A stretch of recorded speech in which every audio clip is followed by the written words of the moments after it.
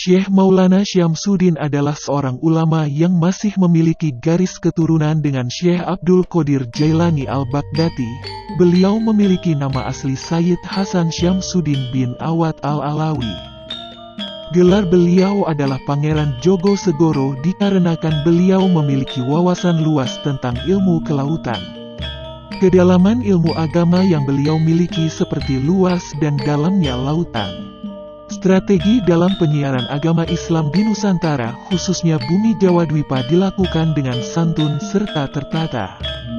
Digambarkan jika beliau memiliki paras yang rupawan, bersahaja sehingga orang yang melihat beliau akan mengira bahwa beliau adalah seorang saudagar atau golongan bangsawan.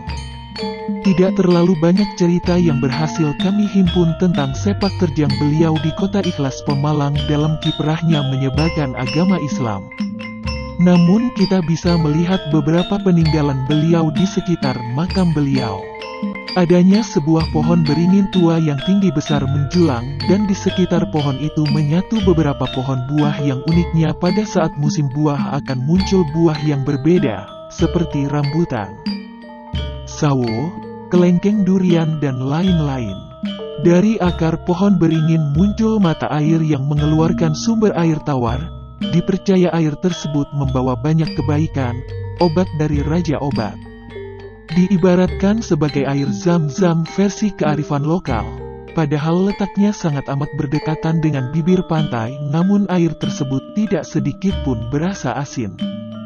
Pernah satu ketika terjadi banjir rob besar mengenangi area makam, namun atas kuasa Allah makam beliau tak tersentuh air sedikitpun. Ada kerancuan dalam penulisan cerita yang berkembang dikatakan beliau hidup pada abad ke-1700 Masehi atau 1100 Hijriah. Beliau mendapat mandat dari gurunya Syekh Maulana Mahribi untuk mengantarkan sebuah pesan surat kepada Sunan Gunung Jati Cirebon. Nah, di sini terjadi sebuah kejanggalan. Karena ditulis dalam babat Cirebon bahwa Kanjeng Sunan Gunung Jati Cirebon sudah wafat pada tahun 1568 Masehi. Jadi antara Syekh Maulana Syamsuddin dengan wafatnya Sunan Gunung Jati terpaut jarak waktu hingga 132 tahun. Apakah yang dimaksud dengan Sunan Gunung Jati adalah penerus generasi Sunan Gunung Jati yang juga memakai gelar yang sama? Atau sesungguhnya Syekh Maulana Syamsuddin hidup di zaman atau masa Gunung Jati abad tahun 1400 sampai tahun 1500 Masehi? Mengingat beliau diutus Syekh Maulana Maghribi yang tercatat di masa awal-awal masuknya Islam di Nusantara.